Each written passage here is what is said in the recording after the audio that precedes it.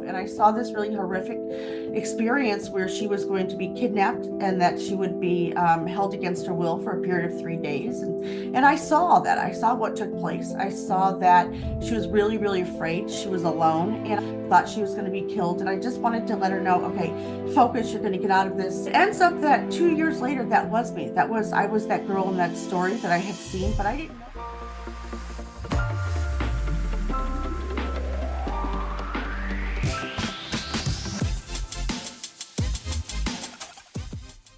Hi guys, this is Annette Bricca, and you're watching Your Superior Self.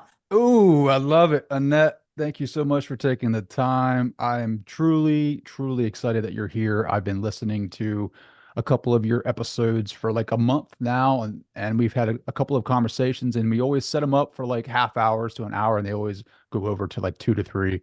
You're just such a fascinating person. I love your story. Thank you for taking the time. Thank you, I appreciate it. So Thanks let's for go having ahead and start there. Um, I mean, I can talk to you about anything really, but I'm really me. fascinated about how it started for you. You are this gifted psychic who can see into the future, which is fascinating to me and stirs my curiosity. But I think there is some points that I want to hit on before we give the listeners and watchers that story. So let's go ahead and start from the beginning, right? Like you had a near-death experience at a young age, and can you go into can you talk about that a little bit? Sure. So, I mean, there were actually a few major events that took place in my life that kind of led me to the point where I am now. When I was a young child, I did have a near-death experience. I was in school, so I was about, I don't know, 8 or 9 years old, maybe 9 to 10. I don't really remember, but I was in school. I was in the hot lunch line with a couple other friends, and we were near, like halfway in the line, but we were near a record player, like that was on a metal stand, and it was just freestanding. And the game that we were going to do was who could hold their breath the longest. So we challenged each other. I was the last one to go, and I said, "Oh, I'm going to beat you guys." And I held my breath so long that I guess I did win. But the next thing I knew, I was in the nurse's office, but I didn't even know that I was in the nurse's office. When I woke up, I just saw a white light. And I saw it really almost like the classic story, what you hear about a near-death experience, and that I saw a tunnel, but it was not a tunnel that seemed, um, um, small. It was huge, but you knew it was a tunnel. You felt like there were things around you, and it was a white light that if I were to say that it had white light, that it's not enough. It had white light, but it also had music and it was colors. So it was like, which is very often what I see when I do a reading too. It's kind of the three things as once.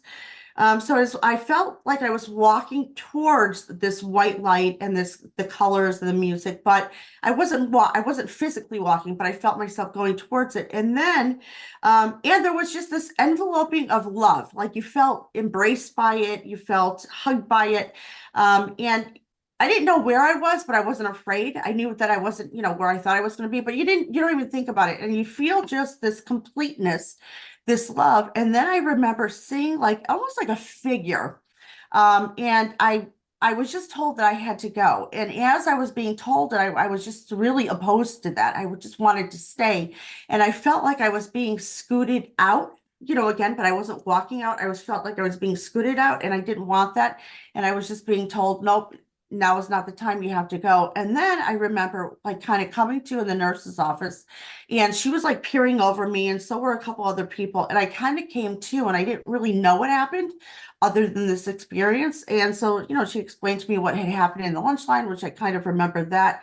And I didn't tell anybody about that experience until a couple days later. I told a few people in my inner circle, meaning family and friends. And I realized early on, really at a very young age, what that was, but it wasn't a feeling of that I was afraid that I had passed over, because I wasn't. I was, really even longing to go back there. But then I just knew that I wouldn't be. I knew that I had this long life to live, and that kind of set me up for everything else that happened that made things feel less scary. But Mhm. even now, I mean, it's, 50 years later or 48, whatever, or 35. I want to It's make myself young. 25 years in Yeah, that. yeah, Come right, on right, now. right. Yeah, yeah. Last week, anyways, I will never forget that feeling, because it's like it just happened yesterday. Whenever anybody I hear about somebody's near death experience, it brings me right back there. I mean, you can never not feel it once you have it. And it also helps put your life in perspective in that you're not worried about anything at all. Sure. So Do you there's a think that was a feeling. catalyst? I don't mean to interject, but like, do you think that was a catalyst to like your psychic abilities, or did you have those before the near-death experience? Well, I actually met my spirit guide before that. The way that it happened, so like I said, there's three events that took place in my life that kind of made my trajectory seem not as scary. I had a vision with my spirit guide with my sister in my bedroom when I was about 7 years old.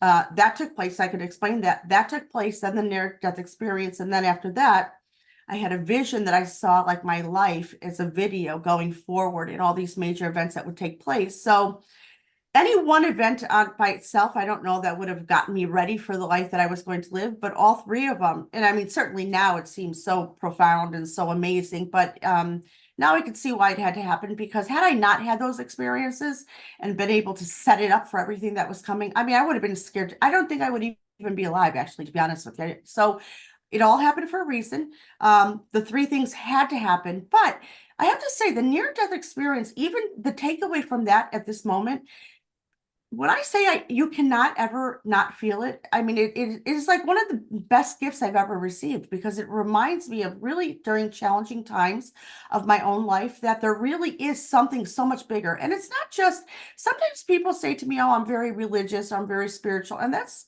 all great and dandy. And I am both of those things. But once you have an experience like that, it's not just like this blind faith that you have, like a leap of faith that you believe, like, there's, if I had 100 people that walked in the room right now and they tried to debunk what I'm saying, I would have such conviction in what, because I was there, I saw it. So it helps your journey for sure. I mean, I'm not saying that I hope everybody has a near death experience, but if they did, there would be no question, no doubt. I think everybody would live a more intentional life, and you would feel much more joy because you wouldn't worry about nonsense. Sure. So powerful, that statement, right? Yeah, Like you have yeah. this knowing. It doesn't even matter what people say to you because like you Yes, have this yes, knowing, yes, yes, right? yes, So yes. let's hit on the spirit guide a little bit, right? Like so you saw Okay. the spirit guide. I think his name is David, correct? Yes. So his name is David, but that's what I named him as a young child. I'm sure it's not David. I'm sure it's something, seems more spiritual guy-ish, but I was a kid.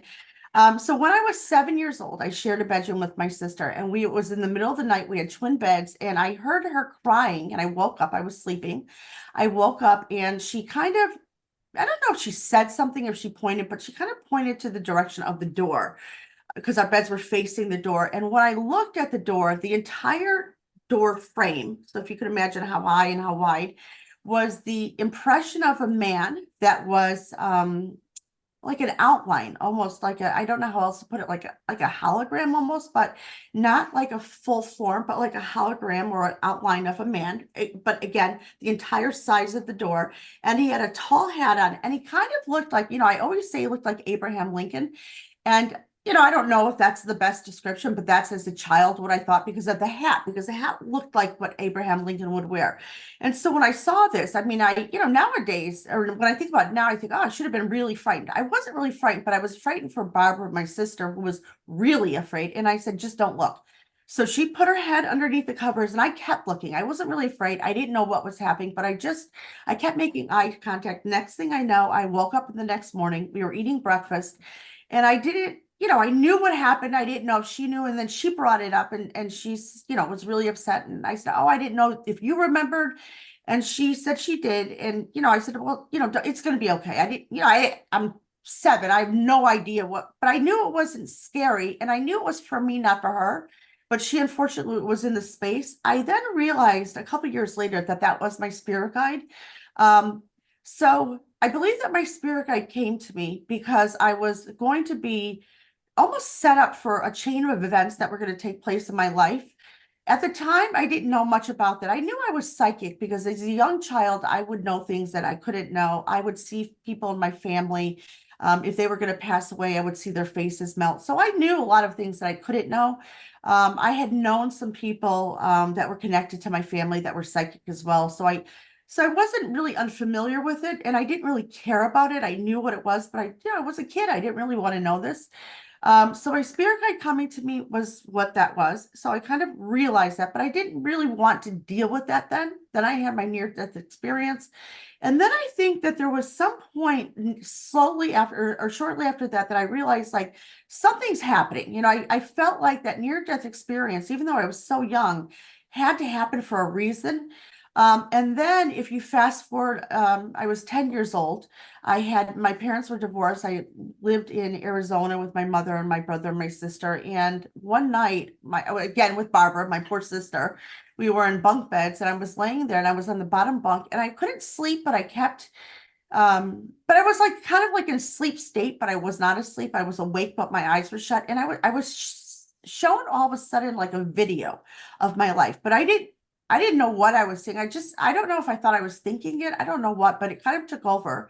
It went in a flash, but I was able to see my whole life flash in front of me, but I didn't really know it was my life at the time. But I saw this young girl. I didn't see her face, but I saw a series of events that were about to take place in different milestones of her life. They weren't all fabulous. I mean, actually, there's one experience that I saw that was really awful. There was a girl that seemed to be about 12 years old. I was 10 at the time. She seemed to be about 12. And I saw this really horrific experience where she was going to be kidnapped and that she would be held against her will for a period of 3 days and really awful things would take place. And I saw all that. I saw what took place. I saw that she was really, really afraid. She was alone. And I remember even in the moment, like trying to like, almost like if you watch a movie and you're like, you're hoping that the main character gets away and you're not kind of cheering for them and screaming at the TV. I was kind of doing that as well and trying to urge her to get out of that situation and tell her that she's going to be okay. Because I didn't know that she would really, but I just felt she would. I didn't know how. I mean, I should say I didn't know. I didn't know how she was going to be okay. But I felt like she was going to, and I wanted to give her hope because I could see like in real time that she was like scared to death, thought she was going to be killed. And I just wanted to let her know, okay, focus, you're going to get out of this. Everything will be okay. And then I saw that she was okay. I saw that she got away. I saw that there was a trial for these two men. That they would go to prison. And then I saw like the other events of her life and what would take place. And so it ends up that 2 years later, that was me. I was that girl in that story that I had seen, but I didn't know that it was me. I didn't see my face. And even though I was cheering for her to get away, I didn't know any of, at the time when I saw all these events, I didn't know that that was me.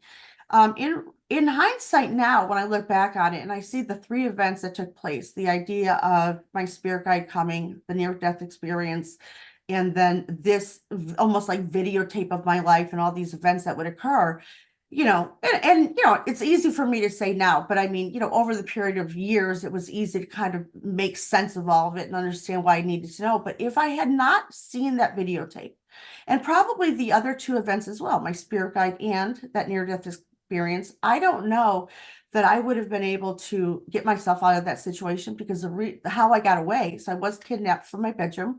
It was over a 3-day period. Nobody knew where I was. At one point, I had duct taped on my mouth and my eyes the entire time.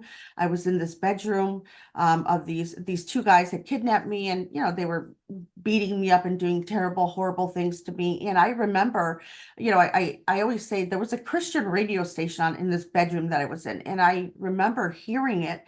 And at one point, it was, saying like, if you believe in God, just, pray to God, whatever you need, God will be there for you. And I thought the irony of, that this is on, that here I am in this awful situation. And again, I didn't put two and two together that this was me in the video that I had seen years ago. And I just thought, I'm going to die. They're going to kill me. I had no sense of time. I didn't know how long I had been there, but I knew that it had been a while. I took the tape off my eyes and when I looked around the room, I saw that there was a window that was open and there were shears like in the window and I could see that they were kind of moving and I knew that the window was open and I could get out. I then attempted to call my mother. There was a phone. It was a mattress just on the floor that I was laying on, kind of like a cracked den almost. I mean, it was awful, horrible. I then took the phone and I called my mom. When I called her, the FBI was there and they said, describe your location. You've been gone for a couple of days and look out the window. And I got really afraid because I heard these guys come back upstairs. So I hung up the phone right away, put the tape back on my eyes. And then about an hour later, when they walked down the stairs, I knew I had to get myself. I then realized that I was that girl in that video. I had to get myself out of it. Nobody was going to save me. And that's when I thought I have to immediately jump out of the window. But it was a second story window. And even though, now when I think about it, in my 50s, I'm like, I don't know that I could get the nerve to jump out of a second story window, but there was no thinking. I hurried up, put my clothes on. I was really beaten up. And I jumped out the window and I hobbled over to the next door neighbor, who I always say I'll never forget. He was lying in his driveway, underneath his Corvette, working on it. And I just saw his legs and I thought, oh shit, I hope I can get his attention. And he immediately, I think it was crying, and he came out from underneath his car and he said, oh, are you the girl on the TV? And I said, yes. And he said, we went into his house, he called 911. And, when I look back on it, so they did go to trial. They were convicted. They went to prison for 26 years each. But knowing what I know now, had I not jumped out of the window when I did, the plan was to kill me, not to let me go. I would not have gotten out of there. And if I didn't have the courage of all the things that I had leading up to that moment, I would not have been able to get out of there. And, even now thinking about it is so emotional, but it brings me back into that time when I feel like I was so brave at 12 years old to have even the foresight to know that I could do it, and that I don't think I would have if those three events did not take place. And the other thing that is notable and important to say is that as a result of that, so after I was abducted, the FBI was involved in my case. And when I was telling the story, that I kind of knew that this would happen, but I didn't know what it was going to be. I just saw this video when I was a couple years old, and I explained to them what had happened. I had to work with them over the next couple of months to prepare my case for trial. And at one point, so there were two FBI agents. One of the agents said to me, hey, listen, we have this other case, if it worked for you, do you think you could, we're going to just give you a tiny little bit of information. Well, and at this time, I didn't really know. I mean, I kind of knew I was psychic because I knew I could see some of my family members pass away. I knew events that would take place, but I had never really tried to do it. I never, and so I said, okay, yeah, we'll try. And then I kind of started solving cases for the FBI while I was preparing for my own trial. And it was just something that took place. I mean, even now, sometimes people say, well, so the FBI came to you and you were working for them. And I mean, I wasn't getting paid for it. It was pro bono, but it was because they were helping me. And then I was helping them. And then at that point, I realized that I did have this gift where I could just kind of on command know things. I didn't know how to make it work. And I developed this system with my spirit guide that I didn't, because I was still a kid. I was going through this really traumatic experience. I didn't want to just know things about people if I didn't want to know. So David, my spirit guide, so I named him. I didn't have a name. And I finally realized, like, okay, give him a name because it seemed easier. And I named him David. And I said, listen, I don't want to always know this. I don't want to know every time someone's going to die. I want to be a kid. But when I want to know it, I want you to help me. And we figured out a way that we would communicate that I could kind of just at will bring him forward, and he would tell me what I needed to know. And then from that point on, from 12 years old on, and 13 and 14 and 15, when I was really very much working for the police and the FBI, now in my town in Chicago, doing this work, then it became a career. Then I was just known for this. And I always tell people when I graduated high school, I moved out of Chicago because I thought, okay, well, I don't really, I didn't really want this. I didn't want this to be my life. I didn't know what I wanted to do because this kind of took over. And then I went to California thinking that, okay, I'm going to like reinvent myself. I'm going to go there, and I don't know what I was going to do, but something else. I didn't do anything else. I did this in a bigger way because then I had like a celebrity clientele once I got there. They kind of still knew who I was, but then I had all these big shots, these people that are still, very well known now, that have been my clients for 30, 40 years, that, and it kind of set me on the trajectory that I'm on now, that I then just started doing readings. But I didn't do readings that I didn't advertise. People didn't know who I was. You only knew if somebody you knew referred you. And then then it's history. Then that's just how my life started as far as my career. Wow. Yeah. That should be a book, Annette, like seriously. Yeah. Yeah, Yeah. I mean, Yeah. it's so much in there that I want to hit on. I just feel like I'm being drawn back to one as a father, right? Of three, like being kidnapped out of your house, out of the window. Like just the fear that is associated Well, with I didn't that. get kidnapped out of the way. So they came in my door, my back door. And actually the house that I lived in, so this took place in Michigan, and the house looked like the Amityville Horror House in New York.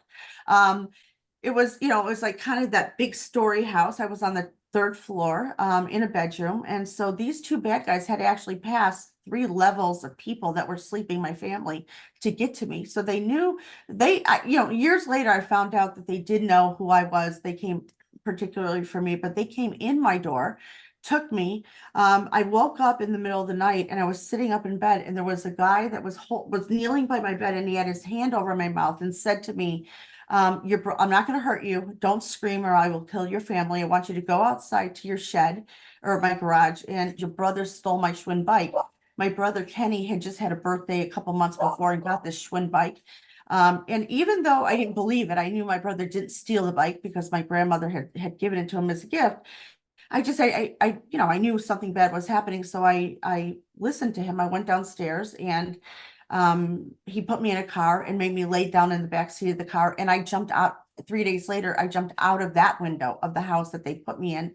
That's how I escaped. But it's horrific. I mean, not something that, you know, awful, Yeah, terrible. yeah. No, it's awful, terrible, but like the vision, the movie that played, right? Like you didn't have any recollection of that until you were in that moment in that Yes. room with the radio playing, where you had that memory of this is me. Like Yeah. this is my timeline.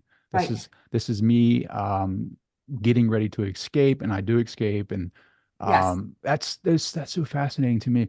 Um I think it's the correlation too between like the record player and your near death, right? Yes. And then the radio and your Yes. Yes. kidnapping. Like there's You know, something up with like frequency here or radio right. waves or something, right? So, so it's so interesting that you say this. And I've only told this story a handful of times, actually. I mean, I've only come out with this story that the public knows, maybe 6 months ago. So even though I've had this, really huge career, I've done, probably, tens of thousands, if not hundreds of thousands of readings, throughout this span of, over 40 years of my life. But I never told anybody this story. I mean, unless if you were a family member or you were part of the trial or you knew, I didn't tell anybody. And there would be many times. I mean, I can't tell you how many times people would say to me, how did this happen? How did you become psychic? I mean, when I moved to California, I was really dealing with a lot of very famous people that, we're in the business of seeing psychics and shamans and healers, and they always want to know, well, how are you?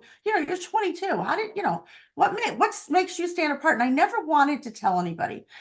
There were a couple people in Hollywood, let's say, that knew, but they kind of kept it a secret. And I would just tell whatever story, but I never felt comfortable. And that was really for my own safety. I mean, I think I'm the only person in the world that has never had a Facebook page.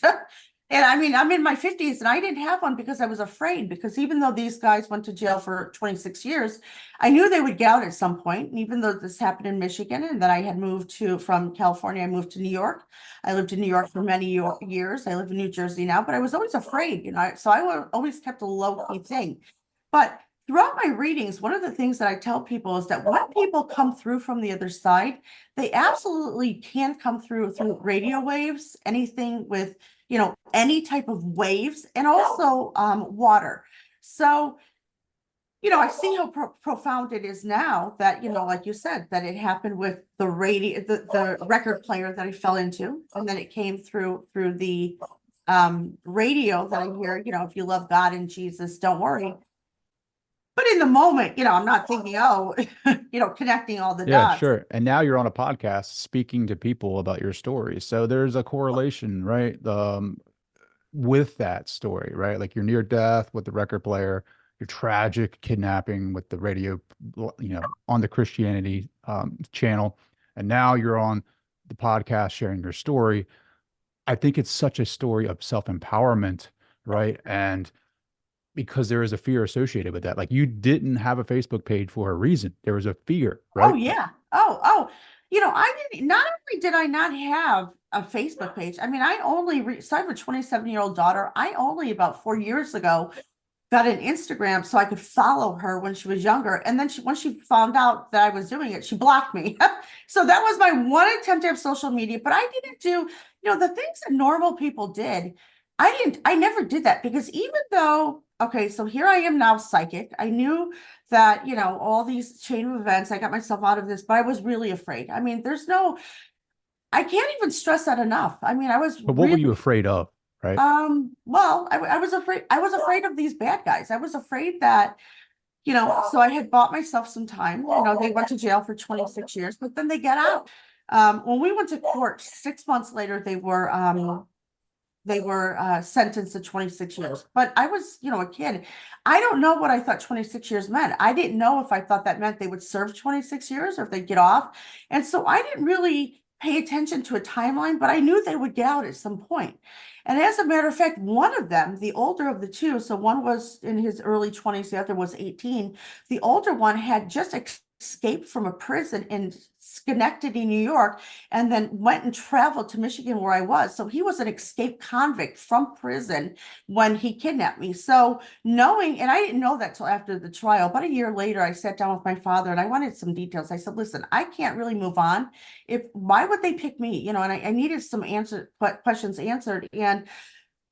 And the whole and I knew this guy had been from New York and I was in Michigan. I said, well, how could this happen? And when my father showed me a New York Times article that was written about me at the time that this guy had escaped from prison and then kidnapped me.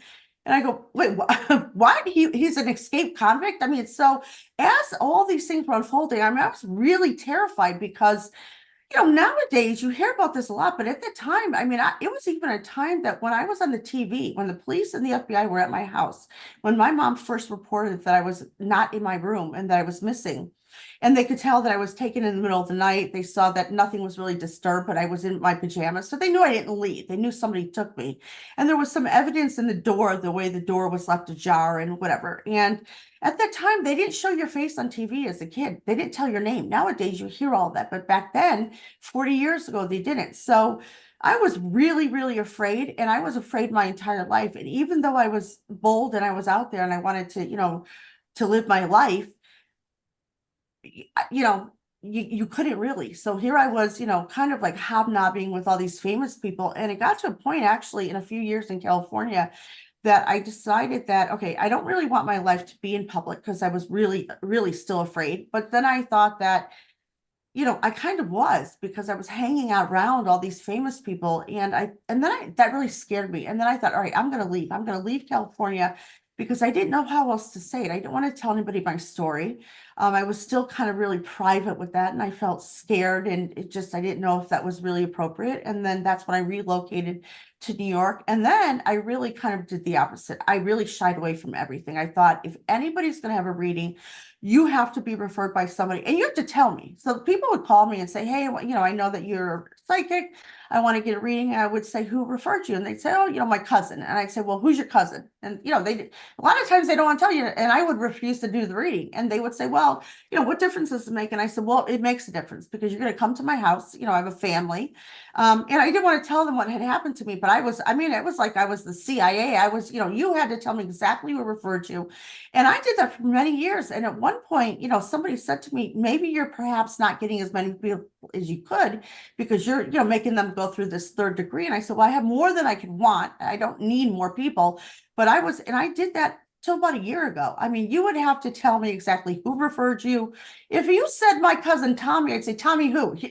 You have to give me details. And I did that for a very long time.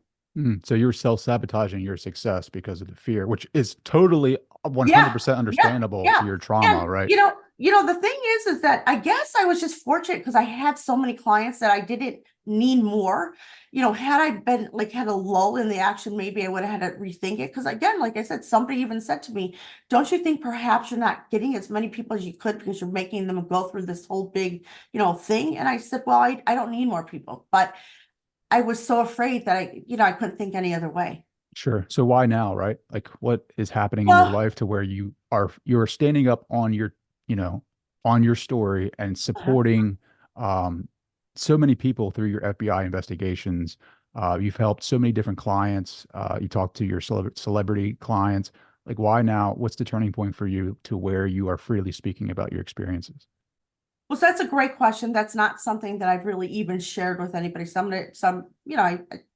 So thank you for asking, because I do feel like it's the time to say it. So about 6 months ago so I have throughout my career done some radio and some TV, and I've done all of that, but I, again, kind of steered away from that. And I was, not really super, I wasn't even doing it to try to get clients. I wouldn't even tell people my contact information. I would be on a show or whatever, do my thing and kind of be done. People could still find me, but not, not like whatever. So about 6 months ago, I did a podcast with somebody, and I kept saying no at first. I didn't agree to do the podcast. And then I finally thought, I said, all right, I'll let you know tomorrow, whatever. And over a period of an evening, I kept thinking, well, why would I do this? I haven't wanted to. And then all of a sudden I realized the reason why I would do it is because I did want to tell my story, because I recently found out that one of the guys, so they have gotten out of jail years ago, but I found out recently that the main guy, the one that had escaped from prison in New York, was actually living about 25 minutes away from where I currently live in New Jersey. I just found that out a year ago. I didn't know that. And he was going to be off parole last year for good. And so one of the things that's supposed to happen when you're a child and you go through something like this, the courts are supposed to notify you, or the court system, of when somebody, an offender of this degree gets let out of prison. So, just for your own safety. But because my parents were divorced, and after this happened, we then went and lived with my father, I kind of fell through the cracks. So I was never notified when they were released from jail, even though I was an adult at that then, the courts couldn't get a hold of me. And just from a series of different events that took place, I found out a year ago, like I said, that he was up for, he was going to be off parole for good. Once he was released from prison from me, he actually did this to a couple other people, went to jail, served jail time, but that he would be off parole. And that I realized how close in proximity he lived from me now. And at first I was really frightened, but I thought, well, that's not going to be my narrative anymore. I'm not going to do that. And then it also kind of coincided with a lot of clients over the years when I would give a reading, let's say. And part of the thing in my reading is that I would not just tell them like, okay, here's what I predict. I would say, because a lot of times people will say, well, are you sure it's going to happen? How sure? What percentage? And I say, listen, I'm pretty sure, but you can't just take what I'm telling you and just do nothing. You have to be proactive. You have to fight for yourself. You have to, if you're being wronged, you have to, have a game plan. You have to have plan B.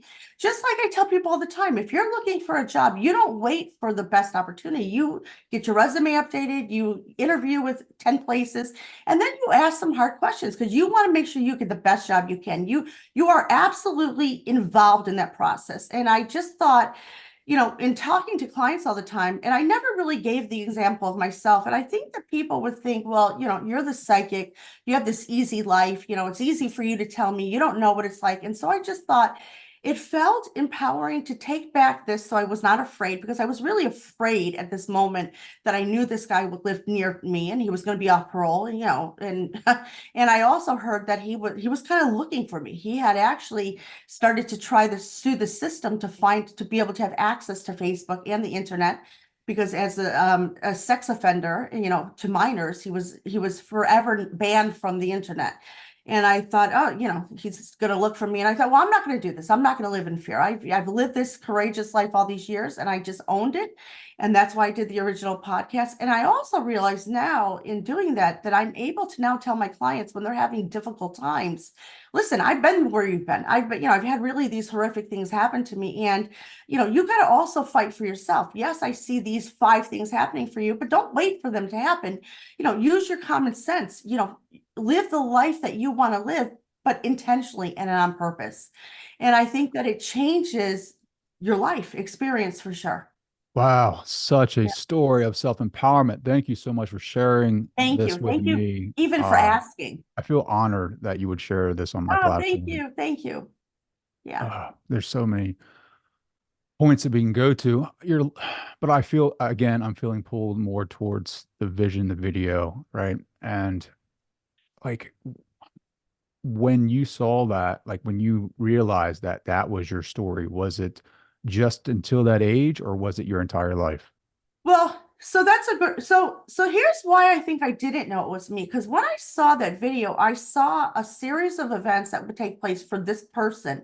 I didn't even know at the time it was one person, because I saw this girl, I saw, so the first event started with that kidnapping. And again, I knew she'd be okay and the outcome. I knew there would be a trial. But then I saw and again, now I know it's that person, I know it's me, but then I saw a series of events as that girl became older.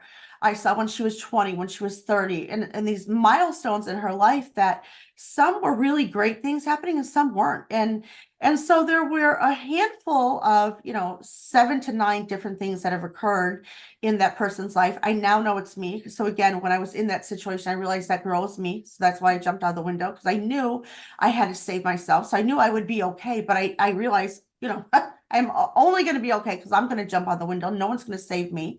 And then I did realize shortly after that everything I saw was me, but as an older person. And I mean, I've even seen things now or then that are much older than I am now. So I did see a lot of things that were taking place. One of the things I saw was that this person would go through a divorce. And so at the time when I was 10, my parents were divorced. I understood it, but I'm like a 10-year-old kid. I don't care about people getting divorced. And that was me. So even at the time when at that time, I knew that was me that I had seen. When I was even contemplating divorce, I didn't take it light. Yeah, I wasn't lighthearted about it. I didn't think, oh, no big deal. But I didn't panic. Because I knew it was inevitable. I knew that I was going to get divorced. And then all I had to think about was, well, does it make sense for now? Am I choosing the right time? And once I realized it made a lot of things that were really hard, difficult things. I mean, and I've had, divorce seems like one of the least scary things that I've gone through, because I have, a lot of other things that I've had to deal with that were really difficult, but knowing it was going to be me and knowing kind of the outcome gives me the courage to just kind of brave through it. Sure.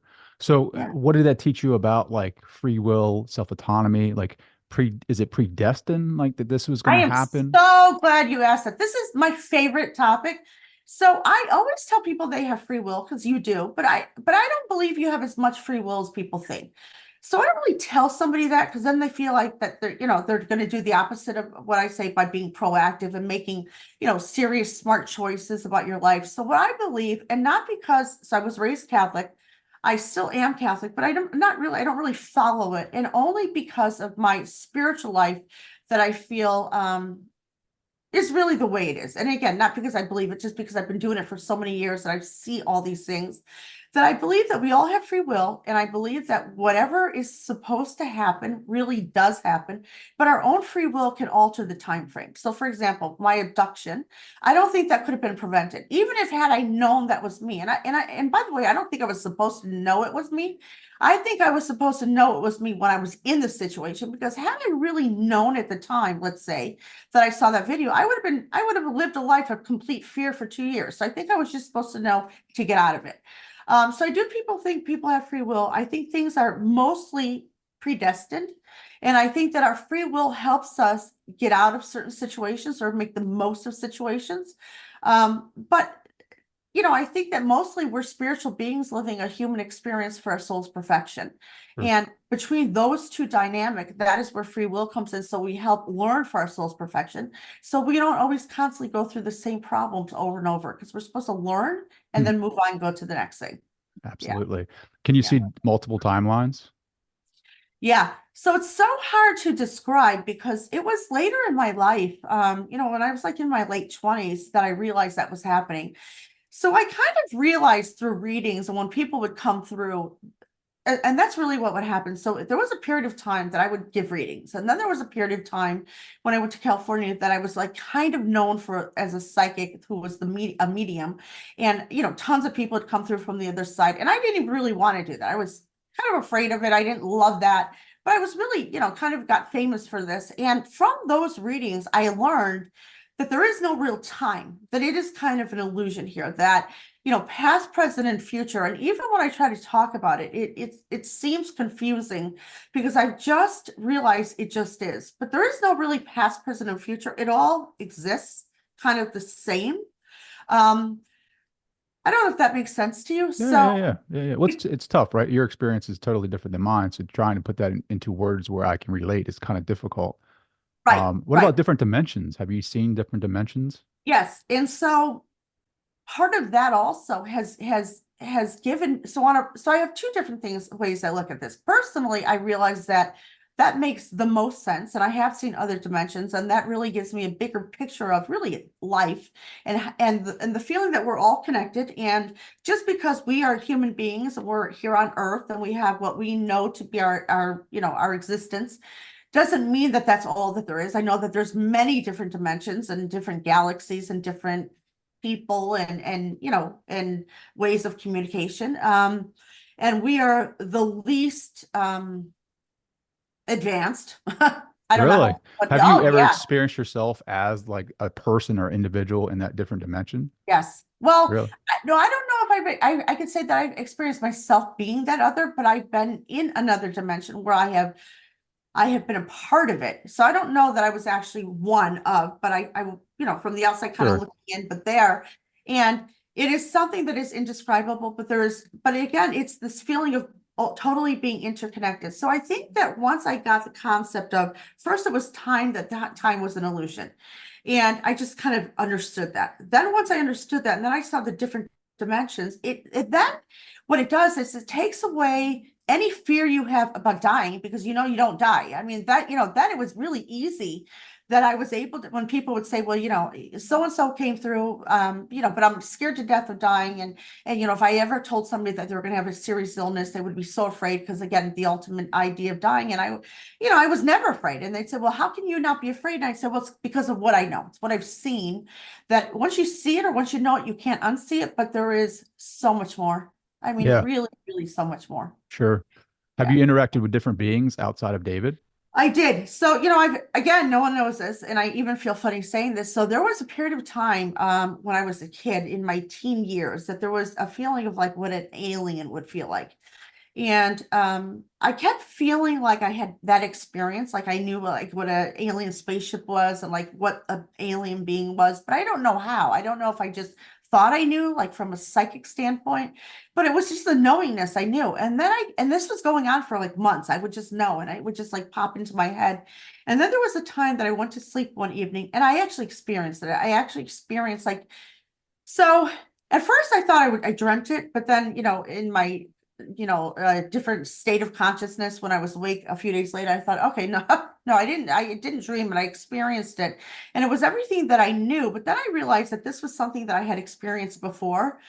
And it's, again, not anything you can even put into words. It's not a scary feeling. I know some people are afraid of that. It's the opposite of scary, but it is just such a relief to know that, again, that it's not us here. It's not only this, we don't die and go nowhere and then there's nothing. I mean, there's so many more exciting, great things that a lot of times what I tell people when I do a reading is, I'll tell them whatever. And then, and not everyone's feeling happy because it's not always great news, as I say. And then I'll say to them, listen, if you could only see what I see through my eyes, just kind of like that movie with Wizard of Oz, when Dorothy's in the house and it's, the tornado's going and it lands in Oz and she opens the door and there's these little weird beings and the colors are different, everything looks different. I said, if you could see what I see, if you could see your life through my eyes, if you could see, really the big picture of life, you would stop feeling what you feel. You would no longer be afraid of anything, because you realize that not every decision is so amazingly profound, because it's just, we're a small little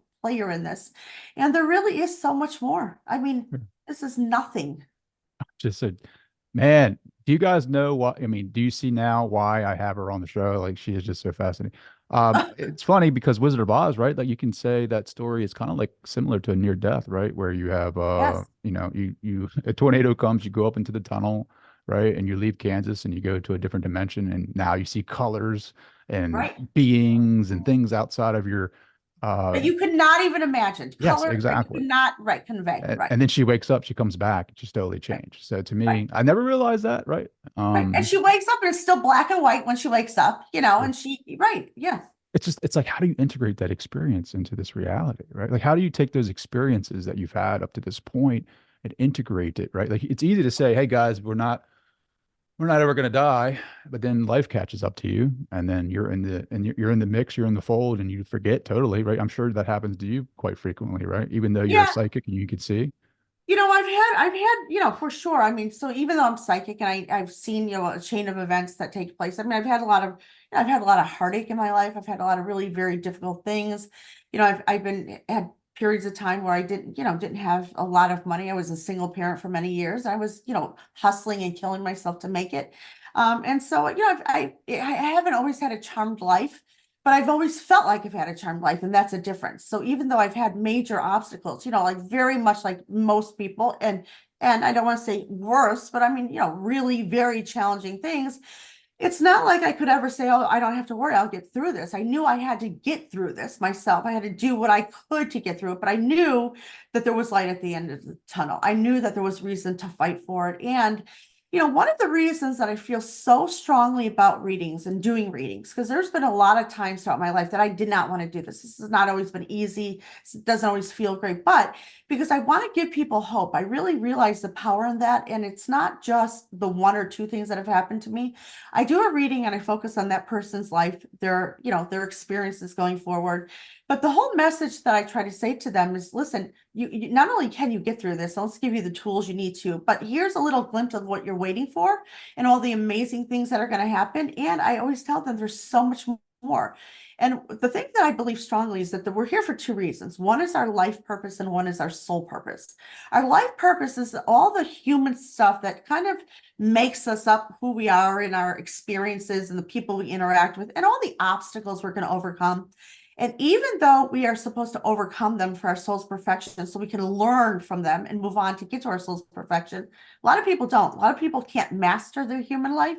But if you're able to master it, which doesn't mean that you never have any problems going forward, it just means that, you do, but you can get through them. You don't repeat the same ones over and over again. Then you can dive into your soul purpose. And that's when only two things have to happen. You experience love, that you give and receive it at the highest and best degree and in all different levels and depths.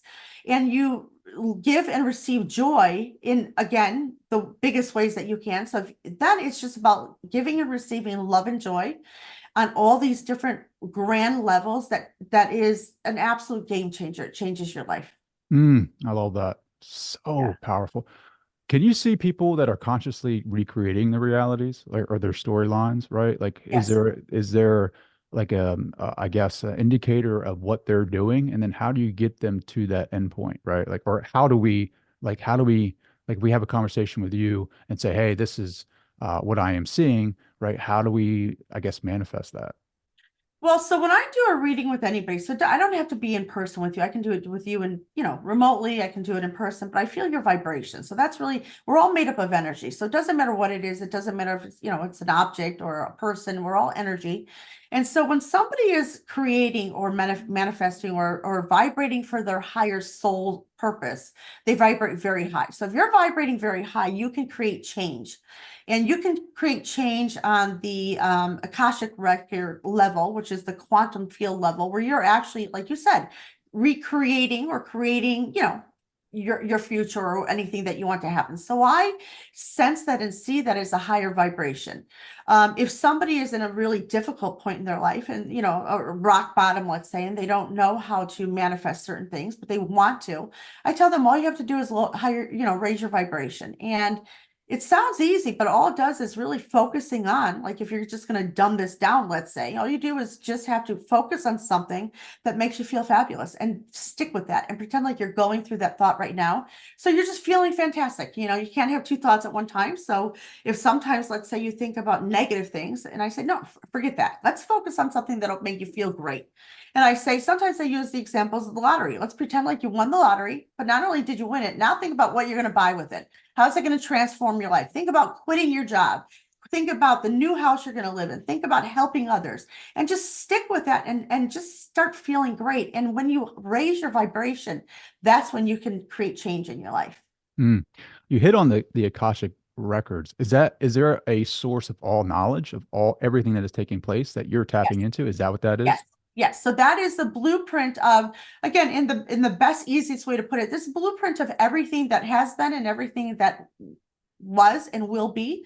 And it's kind of like the blueprint of your life. So when I'm able to connect with somebody and do a reading, I tap into their Akashic records, which is, so between my spirit guide coming through and he's relaying the information and me looking at the Akashic Records, that is really the major things that are going to happen in your life. Again, you do still have free will, but that's kind of like your free will already being thrown into the mix. And these are the, the things that we believe will happen. Mm. With the exception of suicide, because suicide, even though that is an option that we have, not one that we're supposed to really take, but we all have this exit point that we can take if things get too rough.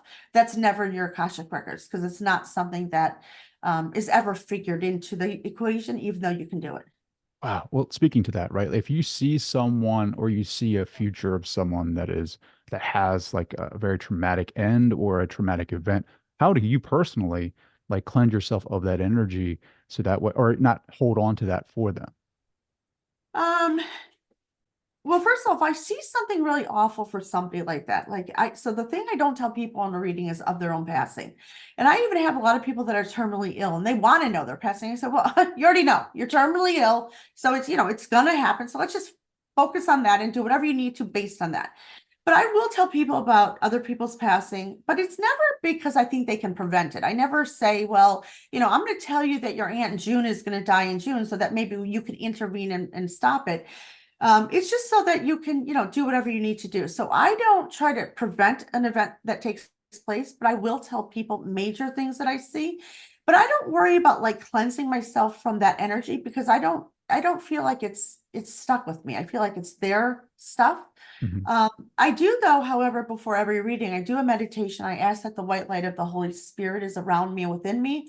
I ask to be protected for sure during that reading after I do as well, but not so much because of particular events, because I realize that the way that it works is not that if I see some tragic thing for somebody, that because I predicted it or I mentioned it, I'm not superstitious thinking, oh, it's gonna, some of it's gonna happen to me.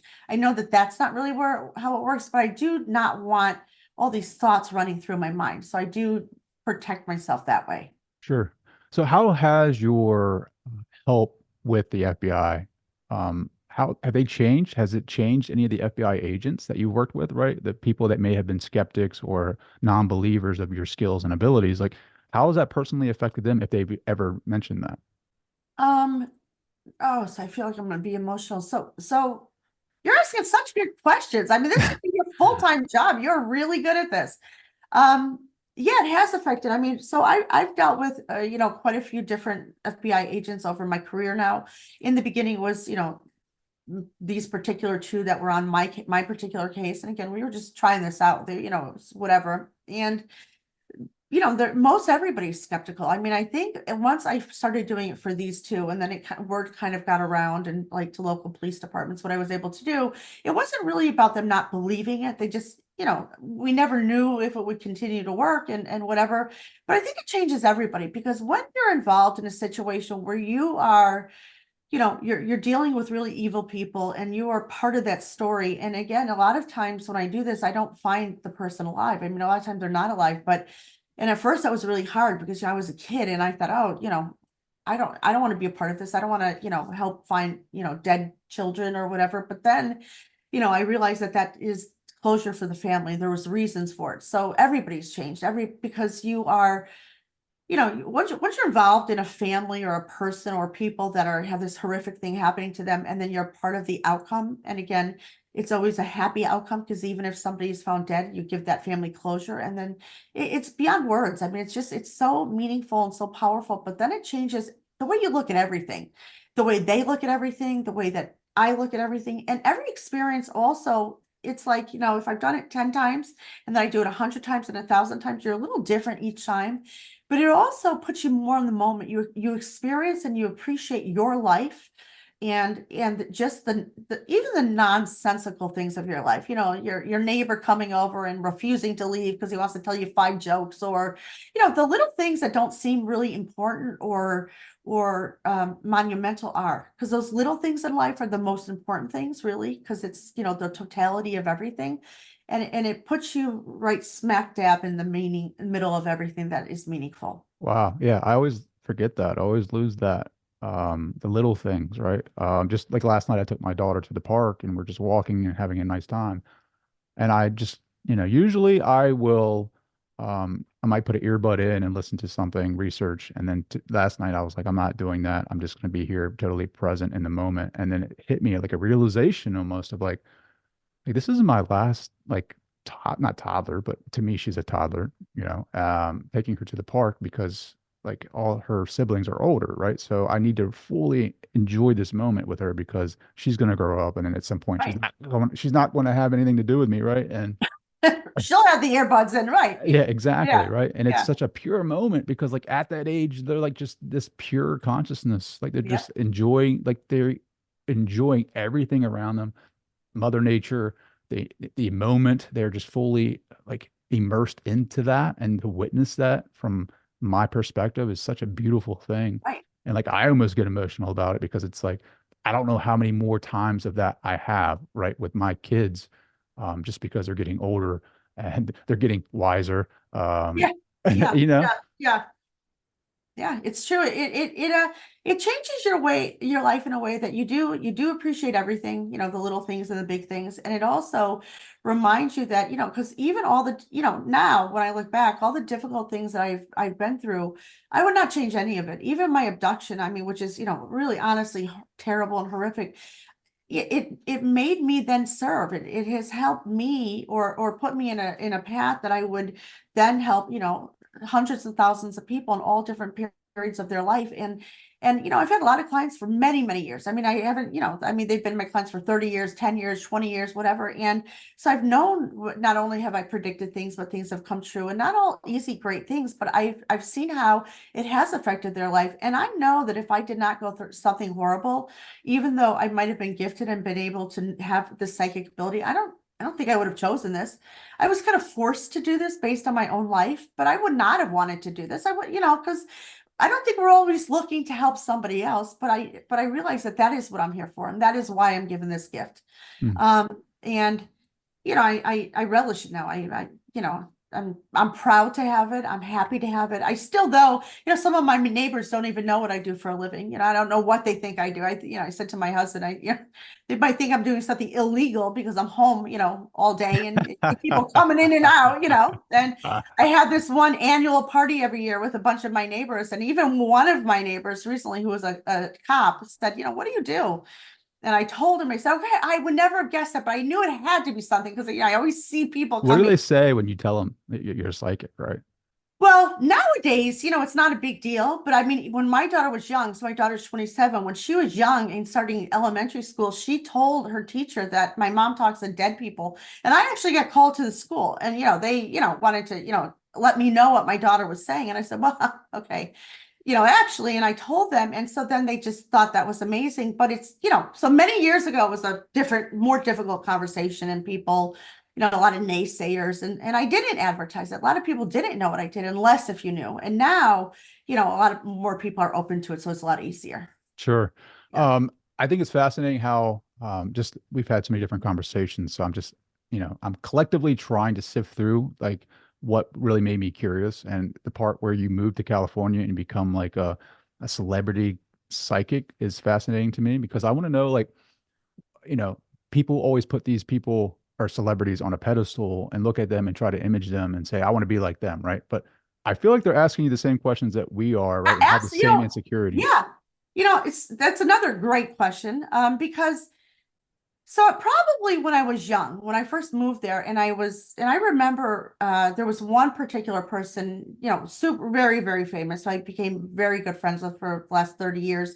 And he became like a family friend of mine. But he's a name that everybody knows, a real big shot. And I remember I had given him a few readings. He was referred by a real famous producer. He came to me, we did several readings. And then I remember about 2 years later, was telling me a story about a party he was at, and he was just telling, he was like relaying the story, and he goes, and so I said, so then Annette told me, and I go, wait, who? Because I didn't hear a lot of Annette's, but he was saying it from his perspective, and he goes, well, so I said, so Annette, and I go, who's Annette? And he goes, you, and I go, me, like it dawned on me that he was.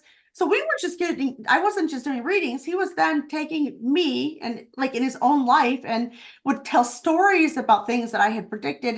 But I didn't even know I was like a big figure in his life. I didn't know who I thought Annette was. I didn't, And it dawned on me, I mean, really for days, I would be like, oh my God, this person is talking about me to, when I'm not around, to other people. And he said, yeah, you're my secret weapon. And I, even now when I think about it, because I really never, because it was actually a way to make money. So I was really good at this and I had this gift. But then when I was kind of like hanging around these celebrities, I realized that they have exactly the same problems that we have. I mean, even that one particular person, so he's super famous, very, very wealthy, married a few times. And in one reading, he said to me, I think I'm going to go on Match.com. I said, what? What do you mean? You can't go on Match.com. And this was at a time, many years ago. It was just kind of starting out. And I said, well, what are you going to do? Because if you use a fake name, they're going to see your picture and know who you are. And he goes, no, I'm going to use my name. I go, you can't use your name on Match.com because first of all, nobody would believe it's you and whatever. But they have all the same insecurities that we do, all the same issues that we do. Even if they have lots of money, they're afraid they're going to lose it. So it is no different, at all. It's exactly the same. Every experience everybody has is the same human experience. Mm. So Yeah. they're afraid that they're going to lose it all. That's like the number one They're fear. afraid they're going to lose it all. And even, I tell people all the time, because very often when I started reading, I'm a little nervous and I'm not as nervous as I used to be, but I actually always am nervous. I kind of just know how to get myself unnervous. But a lot of these celebrities tell me, like, artists or whatever, before they do a concert, they have to, pray. They have to, please let me get through this I remember when I first realized that was happening on a regular basis, I'd say, wait, what? So you mean to tell me? And they would say, yes, because it doesn't matter who you are, you still feel, because you weren't always famous, you weren't always rich. So there was a point when you were just normal, and then you realize that you could not have this at one point. So they have everything that we have. Hmm. Do they ever attach themselves to you? Like, do they ever become like too heavily um relied on your like Yeah. readings and or like can't think for themselves kind of situation? Yeah, and it's not just them. I mean, it's a lot of people. I mean, I said on the last podcast I was on, I said that one of the things that was happening, not recently, I mean, it happened for a long time. People would use me as a therapist. So, I never tell people we'll have a reading, X amount of times a year. It depends. It depends on what's happening in your life, but I don't want to do a reading for somebody every week or every 2 weeks or every month because it's not enough happening. And, I'm not looking to just take your money.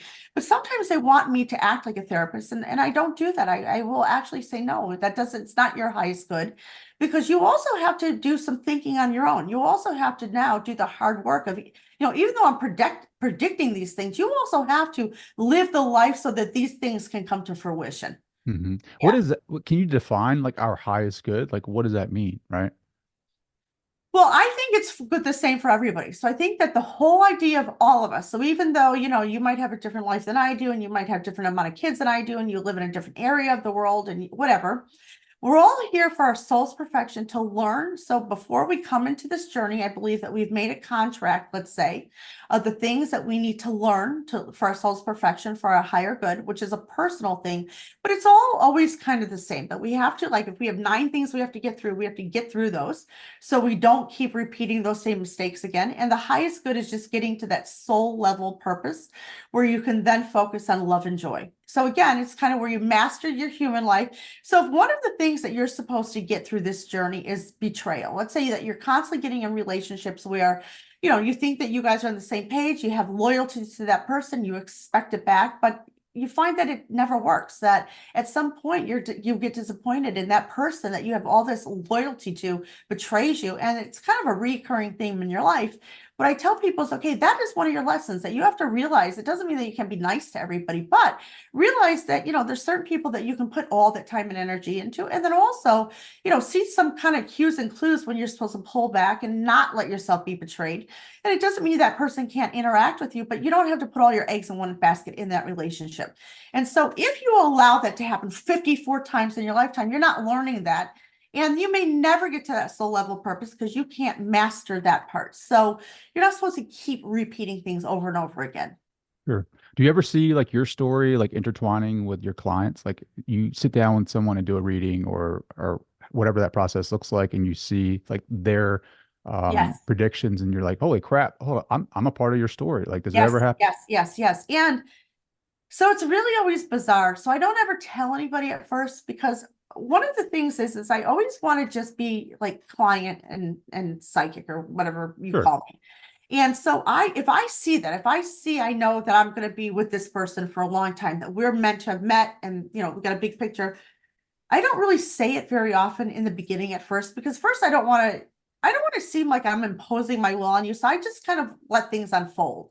And pretty soon, usually that client's like, whoa, okay, wait, there's a bigger picture here. And then I'll say, okay, yeah, all right, here's what I see. But I don't ever really say too much, because sometimes too much information, even though it's empowering, it also can feel like a tremendous amount of responsibility. And if you're having a hard time managing all of this, and then I say you're going to be here, and you don't know how to get past this, it almost could be too much information at a time. So that's one of the things also in a reading is, you know, when people say, oh, I want to hear everything, they always say it, but they're not usually able to handle it all. I try to decipher, and not that I pick and choose what to tell them, but I realize that there is only so many things that you can handle, and you have to get through some of the things first to get to the next level. So I try to set it up in a way that you are able to do that you know, within your best capability. So I do let somebody at a certain point know that we are going to, you know, hey, guess what? We're involved, but not in the beginning usually. I find that so fascinating because like we all want to know. There's a curiosity of like, you know, what does our futures look like? Like, what is it that my purpose is here on this earth, this reality, this time frame? And then sometimes it can be disappointing, right? When you find out, right? Like, I mean, there are life lessons like to your point earlier about how you may come here to learn about how to deal with revenge Right. or something similar to that, right? And some people don't want to hear that. Like, but how does it, No, when you no. know these things, like how can that evolve you, right? Like, how does that make you a better person? Like, you start, you know, what tools do you give them, if any, right, to like deal with that?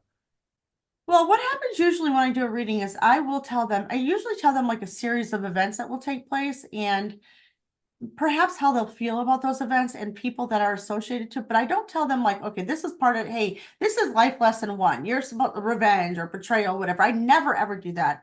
I mean, even sometimes people will say, well, I want to know about my past life. And I'll say, okay, let's focus on this one. You're having a hard enough time now. We don't need to worry about in 1718 what you were. 17, No, 18. yeah, yeah. I mean, it's just, you know, you can't deal with 2024. Let's just focus on the next 2 weeks. So I try to give you a big picture, little picture, but not where I point out your lessons, because it's not even for me to point out. It's for you to get to that evolution that you, from kind of trial and error and really saying, okay, enough. I've been betrayed 6 times, you know, in the last 2 months. Yeah, I gotta stop this. So Sure. it's up to you to do that. And then hopefully if you're able and brave enough to do it, then you can get to that big picture soul purpose. Sure. And not everybody does. Yeah. That's what I hear. So going back to you're seeing someone's future timeline. Do you think that the future person, an individual, is influencing the present moment? Well, it is, because now that you know, not just now, but now that I know that past, present, and future is all one, it almost has to. It can't not. So like what I'm doing in the future, whatever that may be, is directly affecting this present moment right now. Yes. So everything affects everything. You have, again, a lot less free will than you think. You have some, you know, to help you, but not like everyone thinks. So, but you're like, even when I was jumping out the window when I was a kid, I had my older person, higher being, cheer me on, telling me to go for it. And so, you know, sometimes people say, what's your higher consciousness? Well, your higher consciousness is you being all these different levels of life, you know. So it's not just this voice that you hear. It is, again, you at all these different ages saying, okay, let's go. Hey, 12-year-old Annette, get ready, get dressed, jump out the window. Don't worry what's going to happen. Go to the neighbor. And you are being steered in all these directions. I think that takes a lot of pressure off the present moment, right? Because we Yes, feel like we yes, have to keep yes, going. We have to like yes, do all these perfect things. But if yes. at that certain point you're at this evolved state, that would have direct effects on your present moment. So all that pressure should be like you shouldn't take all that pressure on. Yes, and so you hit it on the head. I mean, you actually just did 50 years worth of work or 45 years of work in less than an hour. Absolutely, that's the whole point of it. If you can get the big picture, so it doesn't matter the little nonsensical things that again, they're traumatic, but If you don't focus on the little things that you have to do, but you get to the big picture and that, okay, I don't have to worry so much because there is so much more. There is a reason for this. I might not know now, but who cares? And if you can just go forward without feeling sorry for yourself or questioning or whatever, you can get to the other side of it much quicker. And then the quality of your life is much better, because that is the whole idea, not to just get through things for our soul's perfection, but to really enjoy life, to enjoy, joy and love, and to give it and to receive it. And I have, somebody who I consider a client of mine for many years, a really pretty high level person, who said to me the other day, okay, so I believe I'm at my soul purpose. And I go, I agree. And he said to me, so you honestly are telling me it's only love and joy? And he was like kind of disappointed. I said, yes. And he goes, that's it?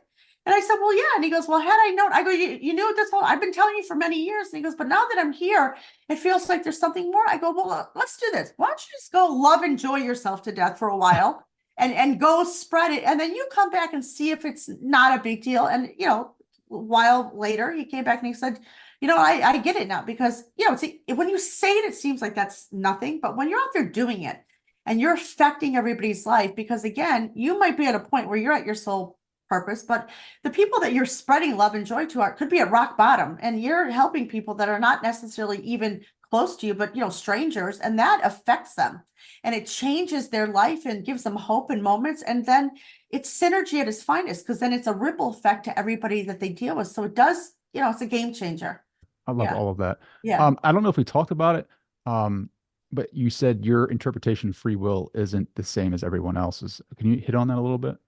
Yeah, I mean, so again, only because of my work and knowing what I know, that I know that we have free will. We do all have some free will, but I don't think we have free will on big things. I think that if I, see you're going to get divorced, or like in my case, I was going to get divorced, I don't think that I'm going to get not divorced. I think that you still will, but I think sometimes knowing that, let's say I tell somebody, hey, you're going to get divorced. And if you're not even thinking about it, you love your person, you're going to say, well, okay, well, I'm not. And then you go through your life for a while thinking, I don't care what she said, I love him or her, and I'm committed to this. And so now you're going to do all these things that maybe you wouldn't have done because you want to prove me wrong, or prove the idea of that wrong.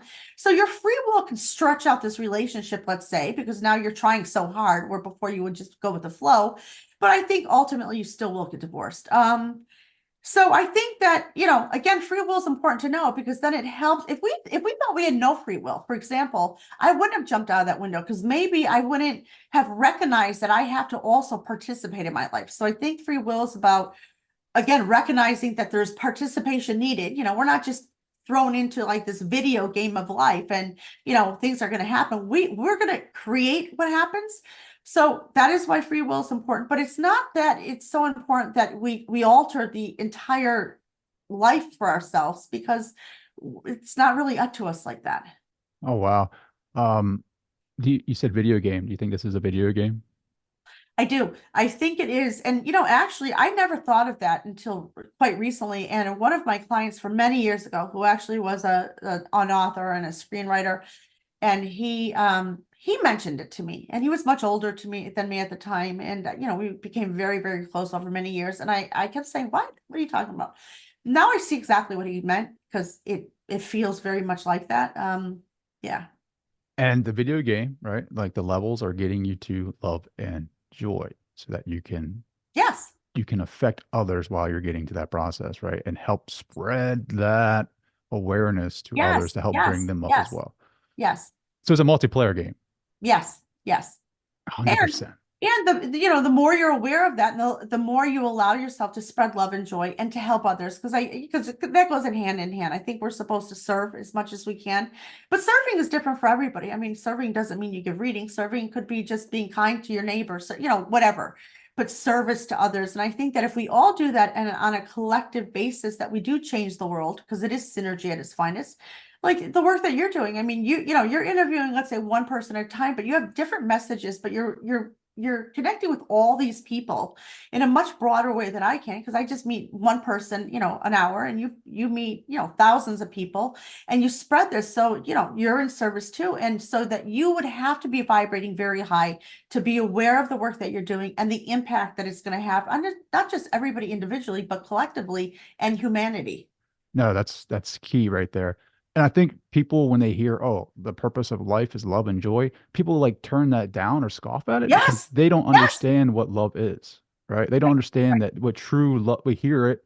We go to, Valentine's Day is coming up. So, like, is it a card? Is that life? Like, giving me a Valentine's Day card right, of right, love? right, right, Like, I think love at that higher, I guess, spectrum is totally ineffable to where you don't even realize it's love yes, because yes, like you're just like you're in bliss. You're just kind of like things are flowing to me. yeah, yeah, This is love. Like I never thought this was love, but right, we've been right, programmed to like think what right, love is right. and we have no idea. Yeah, we don't, and joy. I used to, for many years, I had this little plaque that would be on my kitchen windowsill that said joy. And my daughter, is 27 now. So why do we have it? Why is this stupid block always falling into the sink? Why do we have this joy? I don't get, who cares about joy, mom? And I say, okay, well, one day you will, one day you'll get it. And only now recently does she understand what it means. But I mean, it's so simple that it seems it's easy to miss, how profound it is. And it's also about when you're living a life of love and joy, you don't have any fear of anything because it doesn't now matter what happens because you're not tied to the end result. You're not tied to the resolution. If you have a best friend and you have a great relationship, but the relationship is on its, coming to an end. I tell people that's okay. You're not necessarily supposed to have that person in your life forever, but what about the time you've had that person in your life and how profound it's been and just love that, you don't have to be sad that it's coming to an end. It's not coming to an end because you guys are ending it. Maybe you're both moving on in different ways, but just that experience was amazing. So you look at everything different. You feel different. Everything that happens has a different meaning because you're not tied to that one outcome. It feels just different. So your Yeah. daughter, she has psychic abilities too. Yeah, yeah, she does. So she uses a little differently than I do. I mean, she had a different upbringing than I did. I mean, good for her, and she didn't have to go through some of the things that I did. So I was thrust into this. So having me as her mother and her watching this her whole life, and she was been around a lot of really famous, wealthy people. As just, we would have, I would do Sure. readings many years ago where these very famous people would come to my house to have a reading. I didn't do a lot of remote readings. I remember one time one of my neighbors said, was that, it was like a famous basketball player, like the most famous. They're like, was that? And I go, yeah. And they're like, oh my God, that's, I thought it was. And so that was our life. So my daughter has the gift. She uses it slightly different than I do. She does, it's not something that she does for a living, but she, it has helped her a great deal in her own life. And I think just knowing it, growing up with this, it's changed the dynamics so that she didn't have to go through a lot of things that I would have to go through. She just gets the bigger picture much quicker and easier. Does she see future events too? Yeah, yeah, So how yeah. do you as a mother, as a psychic, like mentor her? Well, I don't, it's so funny. So I knew that she was going to be psychic. And when she was a kid, when I was giving readings to everybody, she would always want a reading. And I said, I'm not going to do that for you. I'll never really give you a reading. And so she would always say, because I knew that she would not really believe it because I was her mother. So I didn't even want to put things in her mind. So then she would, when she was in high school, she would come home and say, "Hey, guess what? This week I saw, I was in Manhattan and I saw this psychic for $5 who predicted all this stuff." And I would just, kind of laugh. And I purposely never gave her a reading. I will tell her some things, but she would ask me some things about her own life and her own abilities, and I would try to guide her that way. But I don't really try to because I know she's not going to really do it as a living. I don't try to set her up for this because she doesn't have Sure. interest in it like that way. Yeah. Well, that's fascinating. And then you said something that really piqued my interest. Like, you said something about putting it into her mind. So again, going back to the blueprint, is it really truly a blueprint, or is it that you're putting these concepts in someone's minds, and because we are creators, we are manifesting that for ourselves? Well, If so that makes that's sense. really, it's such a fabulous question. Because, for example, one of the things that I ask people when they contact me for a reading, I'll say, have you ever had a reading? And if so, when's last time? And the only reason I ask it is that they said, well, I had one last Tuesday. I'll say, well, then you don't need one now. Why did, and very often they'll say, well, I don't know who I went to. They were no good. They told me a bunch of nonsense. I don't believe it. And I say, listen, even if that's true, let's say you went to somebody who's not reputable and just, conning you for money, there still is a handful of things that this person has now suggested to you that, they're claiming to know what they're talking about, that even if you don't really believe what they say, sometimes you can't help but once that thought is put in your mind, it's got to be really careful. So when I do a reading, it is based on the Akashic Records, but it's also based on, that person comes to me because they were referred by somebody that they know and trust, and that person has, some things have come true. It's tried and true. So I would never want, I mean, really anybody to come to me who doesn't know who I am. I don't ever tell anybody who I am. If I go to a party with 100 people and they don't know who I am, I don't tell them what I do, because the initial reaction is they're like, oh, can I get a reading? But I don't want you to have a reading. If you don't know that I'm the real deal, I'm not trying to convince you, because there's really no way to convince you. So you would almost have to know from somebody else. And so not that I suggest things in people's mind, because, the other thing that I tell people is I'm in the future business. So sometimes people, when they come to me, they'll take the wedding ring off, they'll change their name. I realize that they're doing this. And when I do a reading, I do it in the dark. So if we do it in person, you come in my office, it's a dark room. I have a chair in front of them. They sit behind me, and I face a wall with my eyes shut the entire time, because I never want to hear that they said, well, you saw that I was crying, or you saw that I had a wedding. I just take all that nonsense out. But I do think that people are, really, anything that anybody can suggest makes you feel like you either have to prove it or disprove it. And I don't want that to be a part of my Sure. life or anybody else's life. And Sure. so I try to steer away from that. Yeah, 100%. And I know you don't like, I'm not going to ask you a question about future possibilities for mankind. However, I just want to get your thoughts on one thing. So like in ancient texts, and I can feel you're like, oh shit, like what he's going to ask me. But in ancient texts, they talk about one language, right? Like that we knew one language, and then all of a sudden there was multiple languages and we forgot how to talk to each other. I personally believe that that one language was telepathy and communication, mind to mind. Yeah. Do you ever think, or I should say, do you think, not predict, but do you think that there will be a time in our future where we get back to that one language of being more aware and conscious of like who we truly Yeah. are and being able to communicate mind to mind? Yeah. I think that all of us individually coming here for our human experience, for our soul's perfection, is about becoming higher. And the higher you become, the more connected you are to that one language. So I agree with you. It is more like what we would think of just an all-knowing, a telepathy that we can have between the two of us.